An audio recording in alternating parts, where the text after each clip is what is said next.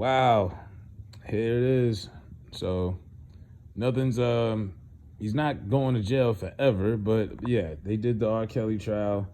The trial started months ago. Actually, began on August. Well, it didn't start months ago. It started on August 18th. It feels like it. Pretty sure it feels like that for him too. There was 45 prosecution witnesses. R. Kelly was found guilty today. They found he was guilty of racketeering and sex trafficking charges. So he's faced a total of 9 counts, 1 count of racketeering, 14 counts of sexual exploitation of a child, kidnapping, robbery, and sex trafficking charges. Also, 8 additional counts of violations of Mann Act, a sex trafficking law. Damn. Did you hear all of that? That's a lot, man. The jury was made up of 7 men and 5 women. Surprisingly, you would think more women would be on the jury, and they started doing this Friday afternoon, and now R. Kelly could be facing up to decades in prison, and that's not scheduled until next year, May 4th. But yeah, this is 13 years in the making. This is 13 years after R. Kelly, Robert Sylvester Kelly, I never knew his middle name was Sylvester, was acquitted of child pornography charges at an Illinois state trial. So y'all let him get away with this 13 years ago. And now the sins of the past have come back to haunt Robert Kelly. Like I said, I've always been an R. Kelly fan musically. I like R. Kelly. I don't care for Robert Kelly. Robert Kelly, the man, and what he does behind closed doors, I don't support or condone. I used to be creeped out when R. Kelly's sex tape came out in the early 2000s. I'm like 12 years old, and grown men in the barbershop are, amused by watching this R. Kelly sex tape. I'm like, hold up, this girl is closer to my age than you guys, and y'all are watching this? Y'all not thinking this is somebody's daughter, this is somebody's sister, this is somebody's, and y'all are thinking this shit is funny. And I mean, it was disturbing when you think about it. Grown-ass people were watching R. Kelly piss on little girls and for amusement, for entertainment. Charlemagne says, oh yeah, that was the hottest tape in the hood. And it's real creepy, especially coming from Charlemagne with all his stuff. But it's true. Everybody was watching that. And I'm like, yo, y'all grown-ass people was watching that. Y'all should be ashamed of yourselves. Y'all are sick. Especially you niggas that watched it over and over and over and over. Now, like I say, this case started on August 18th. 50 prosecution and defense witnesses took the stand during the 5-week trial, including victims who were identified as Jane Does in R. Kelly's indictments. There were 45 witnesses. Jane Doe number 1 was actually Aaliyah, who died in 2001. Jurors heard from multiple witnesses who were present about his marriage to Aaliyah in August 31st, 1994. When he was 27 years old, she was 15. Had the fake ID and all of that. Prosecutors showed copies of the couple's marriage license, which listed Aaliyah's age as 18 at the time of the wedding, so you knew that was bull. And I mean, the whole industry, they were going around the country doing interviews when Aaliyah first came out, and people knew that relationship was just wrong. Was she wise beyond her years? Was she, Aaliyah was probably like a grown woman compared to most girls her age, but that still doesn't excuse the fact that this girl was like 14, 15 years old. Come on now. She hung out with a lot of adults. She was very wise and mature, but she was a child, R. Kelly's former tour manager, Demetrius Smith, testified, damn, he sold him out. He bribed a worker at the welfare office in Chicago to create a fake ID for Aaliyah. Damn. So that's how they got the ID. So R. Kelly bribed the welfare lady to get the ID. And the guy who testified says, and I quote, I made her the welfare ID an offer and she took the money. He gave her $500. Damn, that's all it took? $500 to get a fake ID? Damn. But the ID did not list Aaliyah's date of birth, and Illinois' official testified September 15th that generally a person has to be at least 18 to obtain that particular ID. Nathan, a minister who married the two, publicly spoke for the first time about the marriage while testifying that he met the couple the day before he married them. He said, I didn't think it was anybody special. I didn't understand it at all. Yeah, because in 1994, R. Kelly wasn't a household name. He was still coming up, Honey Love and all that.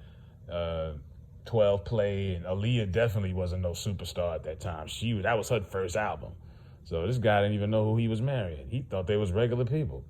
But the jurors also heard from a woman who identified herself as Stephanie, who said she met R. Kelly at an event in Chicago back in '99 when she was 17, and he eventually invited her to his studio.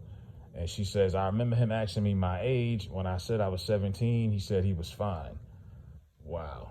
And Stephanie testified R. Kelly sexually abused her when she was 17 and recorded them having sex. He paid for her to travel to Miami to meet her on her 18th birthday, and she stopped speaking with him shortly after the trip. She described fearing his angry outburst, saying that he would yell at her in public places. Damn, R. Kelly was wilding. Then here comes another one. A former radio intern who identified herself as Sonia testified that R. Kelly invited her to travel to Chicago to interview him at a studio in '03. She was 21, might have been too old for him. And an employee put her in a room, and Sonia quickly realized she was locked in from the outside. So he locked her in a room. She said she was kept quiet in a room for several days, occasionally let go. She was let to go out to go use the bathroom or shower. The door was locked and she wanted to get out. So R. Kelly was locking these girls up. The girl said she lost some consciousness after eating her first meal in days, and saw R. Kelly adjusting his pants when she woke up. Wow.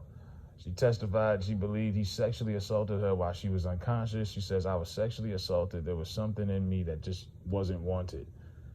Man, this is, I could keep reading these for another 30 minutes. I mean, I got the drop right here.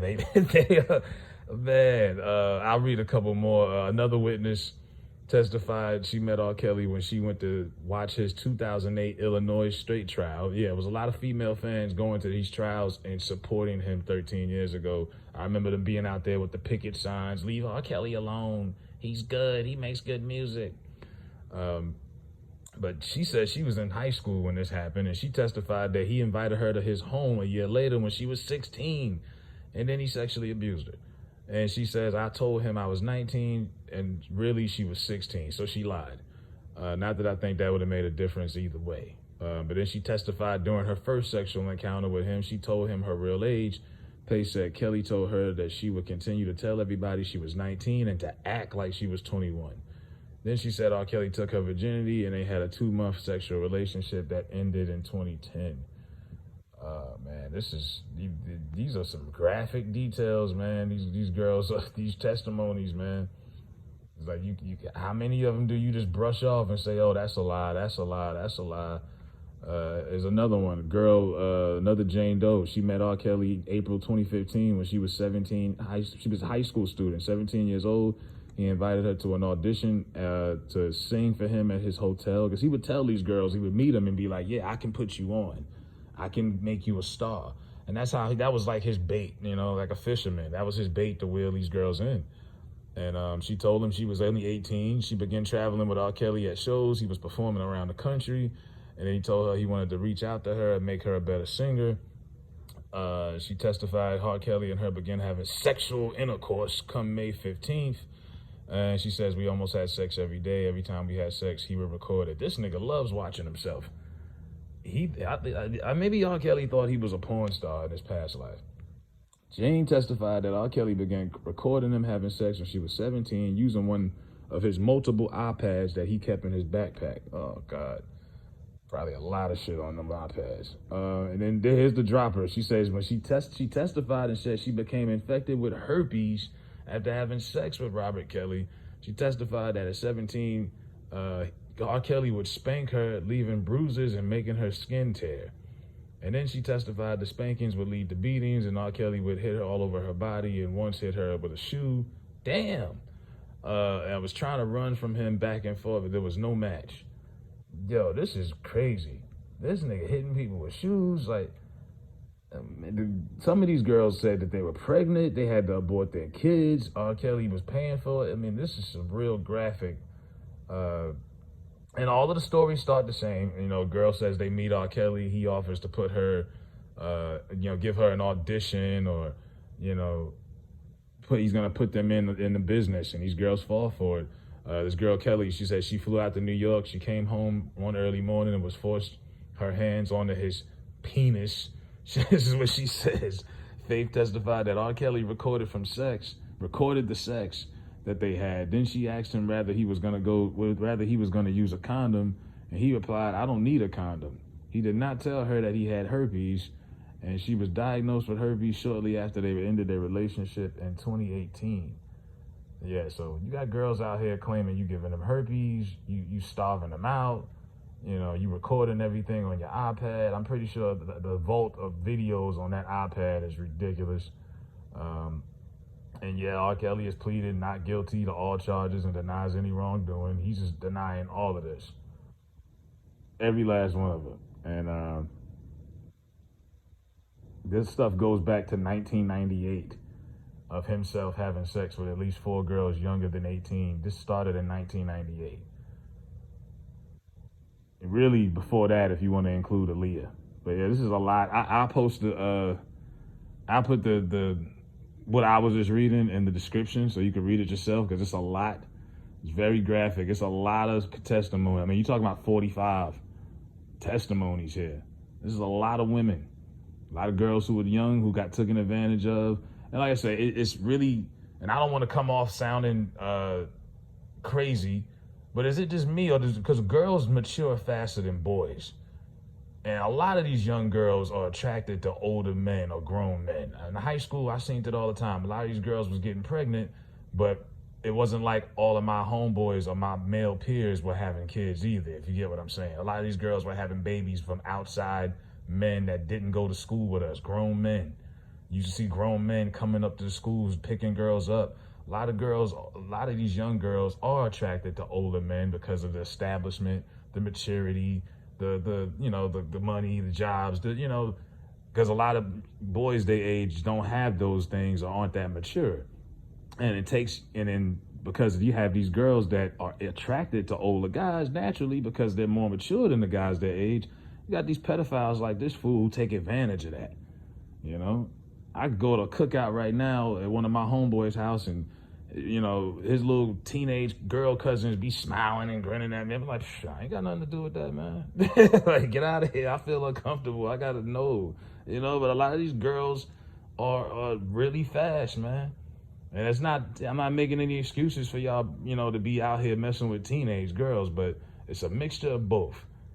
These girls knew what was going on, as far as they might have not knew the abuse that was gonna come with it, the herpes and the getting starved out, but you knew at 15, 16, you knew better. You knew you wasn't supposed to be with no grown-ass man.